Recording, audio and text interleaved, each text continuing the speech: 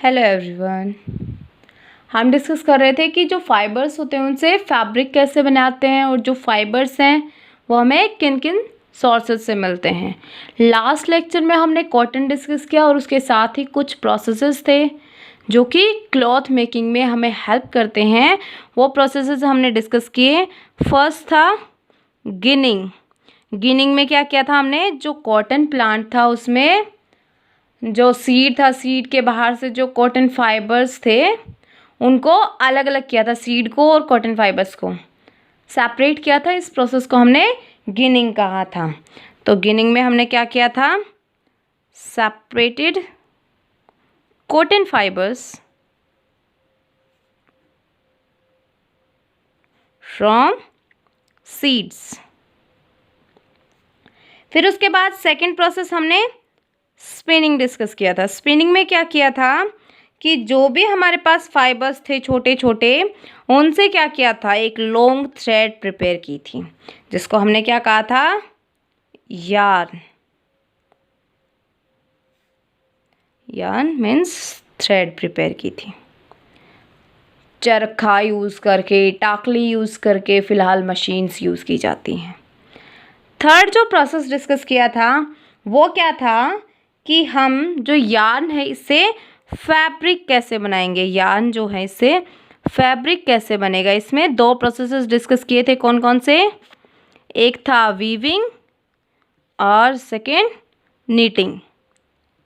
जो वीविंग था, वीविंग के अंदर हमने 2 यार्न्स यूज़ करके उनको ट्विस्ट किया था और नीटिंग के अंदर सिर्फ 1 यार्न था, उससे ही हमने इन फैब्रिक को प्रिपेयर किया था।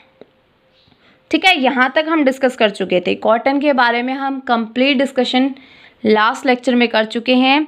आज हम फर्दर प्लांट प्रोडक्ट्स को डिस्कस करेंगे। सेकेंड लेते हैं हम जूट। जूट के बैग होंगे ना, थैले होंगे आपके घर पे, देख लेना, मिल जाएंगे।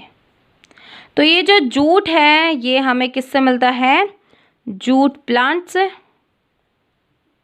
फ्लेक्स प्लांट से तो मिलेगा नहीं जूट, तो ये जूट प्लांट से मिलता है। लेकिन जूट प्लांट को ग्रो करने के लिए रिक्वायरमेंट्स क्या क्या होती हैं, क्या क्या कंडीशंस चाहिए इसकी ग्रोथ के लिए, तो वो चाहिए हाई टेम्परेचर चाहिए। टेम्परेचर अप्रोक्स होना चाहिए 30 डिग्री सेल्सियस। जो रेनफॉल है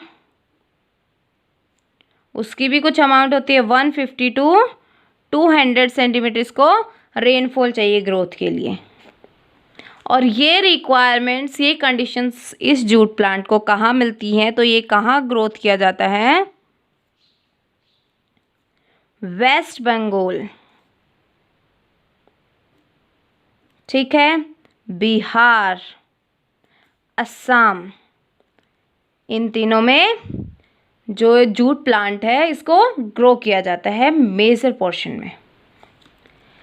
अब ये ठीक है, ग्रो भी कर लिया तो हमें फाइबर तो कहीं से मिल नहीं रहा है, ग्रो करने से थोड़ी फाइबर मिल जाता है। तो क्या होगा, इसकी हार्वेस्टिंग कब होती है, इसकी फ्लावरिंग स्टेज पे। जो हार्वेस्टिंग होती है वो फ्लावरिंग स्टेज पे होती है, जब इसमें फ्लावर्स आने शुरू हो जाते हैं प्लांट के ऊपर। तो जैसे इसकी हार्वेस्टिंग होती है, हार्वेस्टिंग के बाद क्या किया जाएगा, इस जूट प्लांट को क्या किया जाएगा, वाटर के अंदर इमर्स कर दिया जाएगा। वाटर के अंदर जैसे क्या होता है कि घर पे तो नहीं होगा कोई इतना बड़ा टब वगैरह, या फिर कोई आसपास कोई डिच, कोई तालाब वगैरह होगा ना, तो उसमें क्या किया जाता है, इन जूट प्लांट्स को इमर्स कर दिया जाता है, पानी में डुबा दिया जाता है पूरी तरह से। तो क्या हो जाएगा, ये इनको इमर्स कर दिया जाएगा वाटर के अंदर। वाटर के अंदर इमर्स क्यों किया जाता है, हाँ, कुछ डेज के लिए या कुछ मंथ्स के लिए इसको वाटर में इमर्स किया जाएगा, फॉर सम डेज, या फिर कभी कभी बोल देते हैं कि मंथ्स के लिए भी इसको इमर्स किया जाता है। तो इसको इमर्स क्यों किया जाता है, उससे क्या होगा, ये तो सड़ जाएंगे फिर हमारे किस काम के। तो इनको सड़ाने के लिए ही पानी में इनको डुबाया जाता है, इमर्स किया जाता है, ताकि इनका जो स्टेम है वो पूरी तरह से गल सड़ जाए, स्टेम रोटिंग हो जाए। तो उसके लिए इनको पानी में इमर्स करके रखा जाता है। जैसे स्टेम रोटिंग हो जाएगी, स्टेम खराब हो जाएगा, पूरे तरीके से गल सड़ जाएगा, तब इसको क्या किया जाता है, पीटा जाता है। हाँ, तूने अभी तक फाइबर क्यों नहीं दिया, खा मार। ठीक है, इनको पीटा जाता है, बीट किया जाता है। क्यों? ताकि इनके अंदर जो भी फाइबर है वो हमें मिल सके। फाइबर्स को सेपरेट करने के लिए, फाइबर सेपरेशन के लिए इन स्टेम्स को बीट किया जाता है, इनकी पिटाई की जाती है, ताकि उससे जो स्टेम है उस स्टेम से फाइबर्स अलग निकल जाएं पिटने के बाद। फिर उन फाइबर्स से डिफरेंट डिफरेंट रॉप्स तैयार की जाती हैं, कारपेट्स तैयार किए जाते हैं। ठीक है, और भी बहुत सारी चीज़ें प्रिपेयर की जाती हैं। तो ये था जूट फाइबर का, कि हमें जूट फाइबर कैसे मिलते हैं। उनको पानी के अंदर इमर्स करके रखेंगे, जिससे उसकी स्टेम रोटिंग हो जाएगी। फिर उसकी पिटाई करके उससे फाइबर निकाल लेते हैं। उसे बुरा नहीं लगता, उसकी पिटाई करते हैं क्योंकि काम की चीज़ निकाल रहे हैं। ठीक है, फिर उसके बाद उससे रॉप्स और कारपेट्स तैयार किए जाते हैं। Second, flex. जो फ्लैक्स होता है ये हमें किससे मिलेगा? ऑब्वियसली जैसे जूट प्लांट से मिल रहा था, तो फ्लैक्स भी फ्लैक्स प्लांट से ही मिलता है।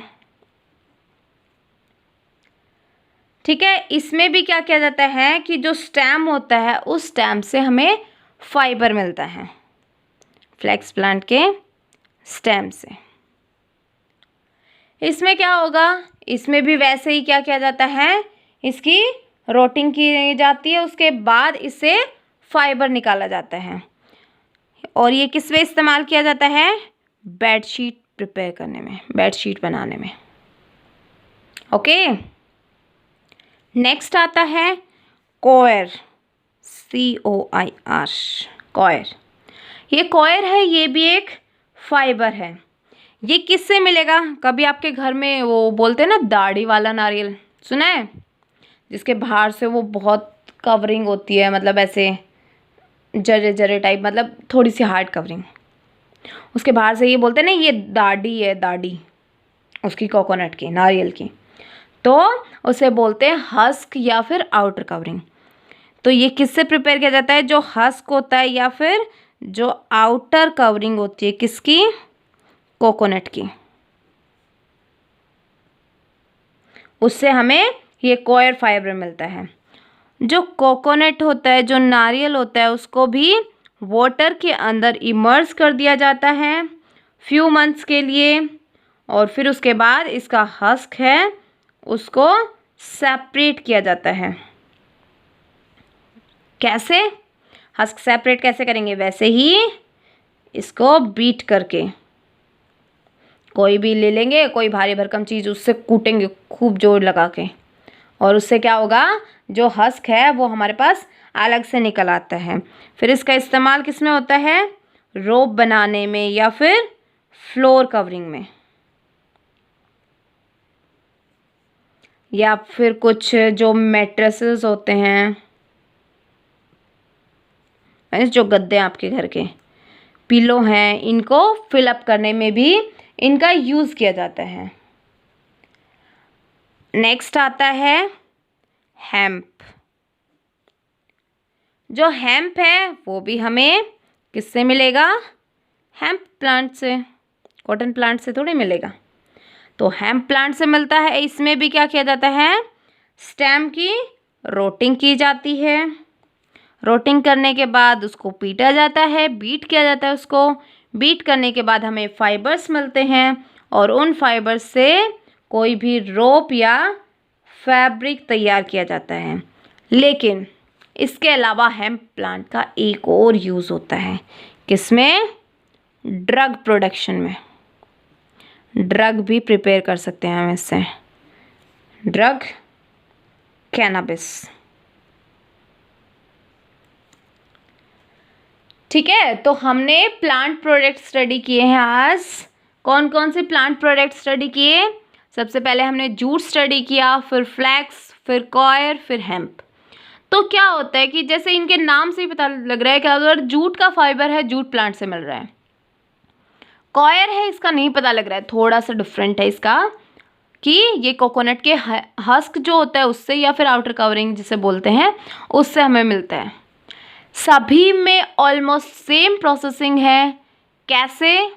उस प्लांट को ग्रो कराया जाता है, उसके बाद उसके स्टेम्स को वाटर में इमर्स कर दिया जाता है, और वाटर में कुछ दिनों तक और महीने तक इमर्स करने के बाद, उसको डुबाने के बाद वो अच्छे से सड़ जाता है, वहाँ से निकला भी नहीं जाता। इतनी गंदी स्मेल होती है, यू कांट इमेजिन इट।